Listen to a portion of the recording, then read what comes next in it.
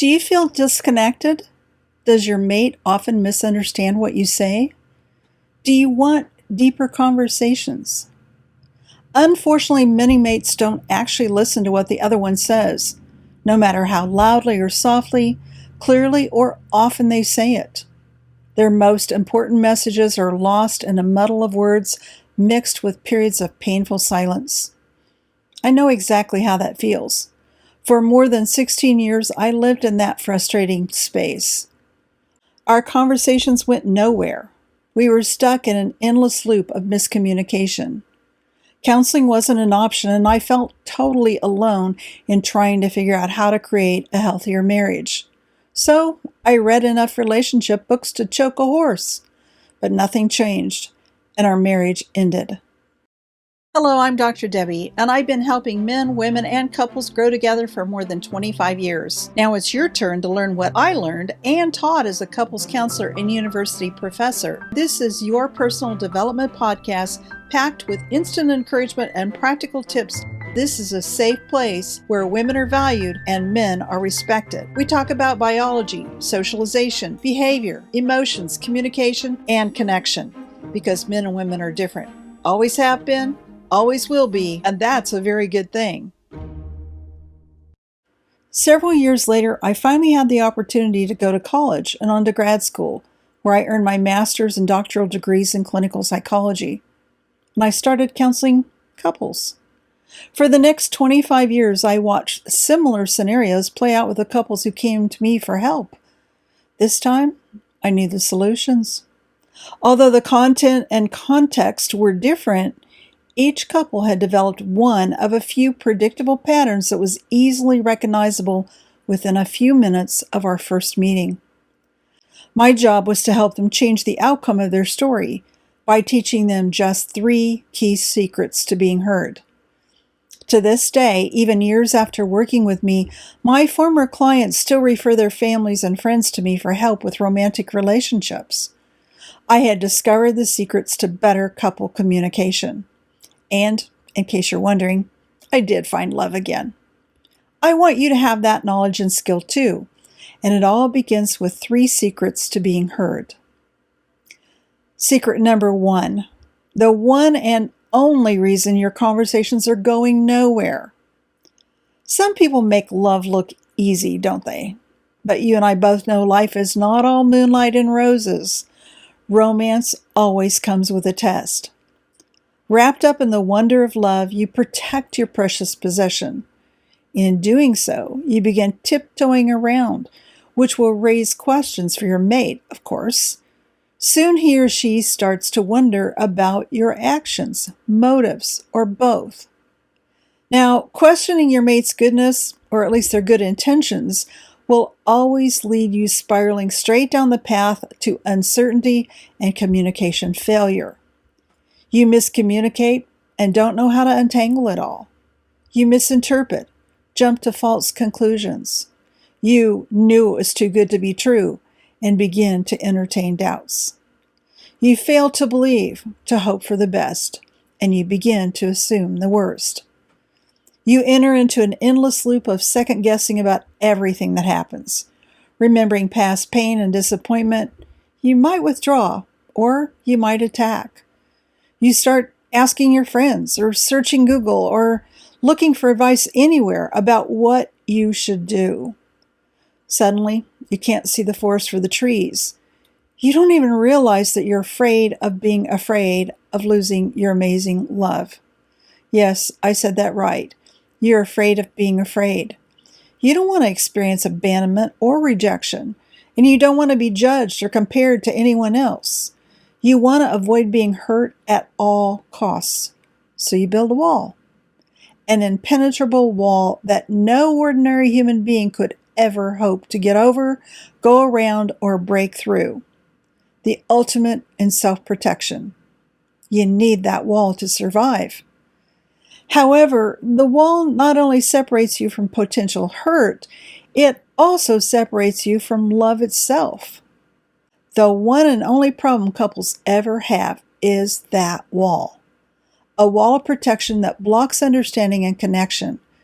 And both partners have built one. It's the only reason your conversations are going nowhere. So let's talk about that. But first, we need to acknowledge this is a very important note. If you think you may be in an abusive or dangerous relationship, please pause here. A wall may actually be necessary for your safety. You'll find a free questionnaire linked in the description to help you evaluate your situation. However, if that's not your situation, let's go ahead and take a closer look at what happens when you're not getting along. Because before we can explore how to tear down that wall, let's talk about what happens when the wall goes up. So, which of the following words best describe how you feel at that moment when the wall goes up? Abandoned, afraid, alone or lonely, analyzed, angry, attacked, blamed, blank, confused, controlled, criticized, depressed, disappointed, disconnected, discounted, dismissed, down, empty, extremely emotional, frustrated, guarded, guilty, hopeless, hurt, ignored, inadequate, intimidated, invalidated, isolated, judged, let down, like getting back, like holding on, like I don't know why, like it's my fault, misunderstood, numb, overwhelmed, pushed away, put down, rejected, sad, scared, self-protective, shut out, smaller, insignificant, smothered, that I don't matter, that I failed, unable to focus, unattractive, uncared for, unimportant, unlovable, unwanted, vulnerable, worried or nervous, or I have trouble calming myself down, or I have trouble putting my thoughts into words. So what does your mate do when you're not getting along? Attack? Avoid conflict? Become cold or aloof? Blame? Clam up? Criticize? Defend? Gets quiet? Leaves? Withdraws? And which of those words describe what you do yourself?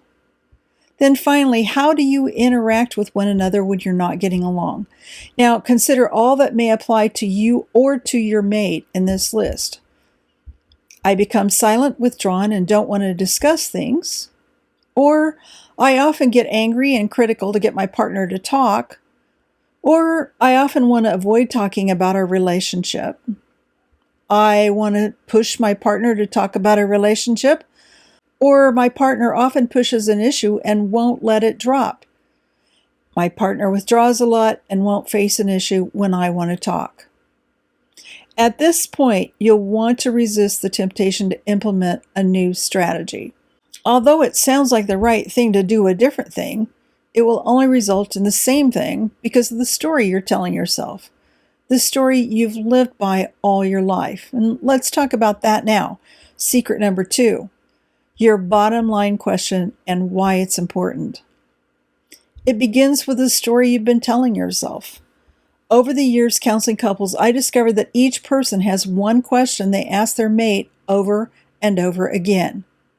The way that question comes out is pivotal in understanding the story they've been telling themselves, because that bottom line question involves the individual's fears of being unwanted, abandoned, rejected, disapproved of, hurt, or misunderstood. When the question isn't answered in an affirming, I understand sort of way, the question will continue to come up. The problem is, your mate doesn't even realize what question you're asking. Therefore, he or she answers what he or she heard and totally misses the opportunity to say what you desperately need to hear. If your mate heard your real question, he or she knows the best response. For example, a couple was driving down the highway on a day trip, and the lady said, "Do you want to stop and eat?" He said, "No," and kept driving. He actually answered her question, "Do you want to stop and eat?" He's not hungry, so his logical answer was, "No, I don't want to stop." But she was asking a deeper question. Do you care about me? Do I matter to you? If she realized the story she's been telling herself all her life, she'd have used different words and received a different response. She might have said, "Hey, I'm hungry. Could we stop and get something to eat?" She wanted to know if she could count on him to take care of her. If he loves her and knew that was her bottom line question, of course he would say yes. In this case, she wasn't aware of the story she'd been telling herself, which was, "No one cares about me." He heard a different question, and he said no. She was disappointed and hurt. Now she might build a wall. She might withdraw in silence, or she might lash out and attack him for being inconsiderate and/or controlling. Or she might realize that he took her question quite literally and rephrase her question. Do you know the bottom line question your mate keeps asking you? Do you know the bottom line question you keep asking your mate? If you like, I can help you figure that out, because knowing your story as revealed in your bottom line question will help you communicate so much better and greatly increase the likelihood you'll get the response you're hoping for. Now, secret number 3. My number one best kept secret to better couple communication. Honestly, I don't understand why this secret is even a secret. The research and your life experience make it clear enough. But maybe it's a secret because no one is taught this vital info in school or in churches or by marriage counselors or even in graduate psychology training. Men and women learn completely different perspectives on life and what it means to be a healthy human being.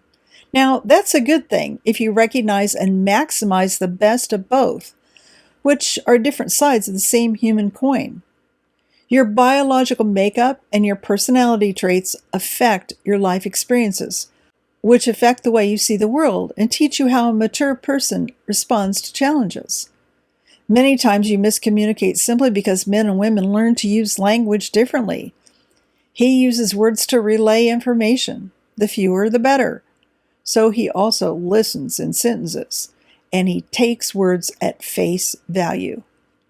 When he jumps to conclusions, he hurts her feelings because he doesn't appreciate the whole story. Now, she uses words to create connection. The more, the better. So she talks in paragraphs, especially when filled with feelings. When she makes the story long and emotional, he gets lost, but she believes he just doesn't care. You and your mate both experience deeply felt emotions. He learned to control his emotions, to process them internally, and make a decision about the next action he needs to take. So talking about feelings feels like a waste of time to him.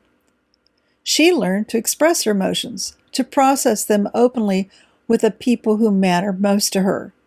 So withholding feelings feels distant and disconnected. So she tries harder. Can you say how very important it is to understand how the opposite sex operates? Now, just so you know, in case you haven't noticed, I never favor one sex over the other. That would be counterproductive. Men and women are simply different by design. Yes, I know that's not a popular idea to express openly these days, but it's true nonetheless. Just ask anyone who's ever been in a romantic relationship. Men have similar experiences and they share common ground, their own subculture. Women have similar life experiences and they share common ground, their own subculture. We have problems with language in all areas of life, school or work, family and friends, but especially in romance. Can you see how very important it is to understand how the opposite sex operates? In romance, you're creating a far more intimate relationship where stakes are much higher. Being different is a good thing, but it's also your biggest challenge. So alike yet so different. You and your mate are like two sides of the same human coin. You're alike in so many ways, just as your hands are alike. Now, you can do a lot with one hand, either by choice or by necessity.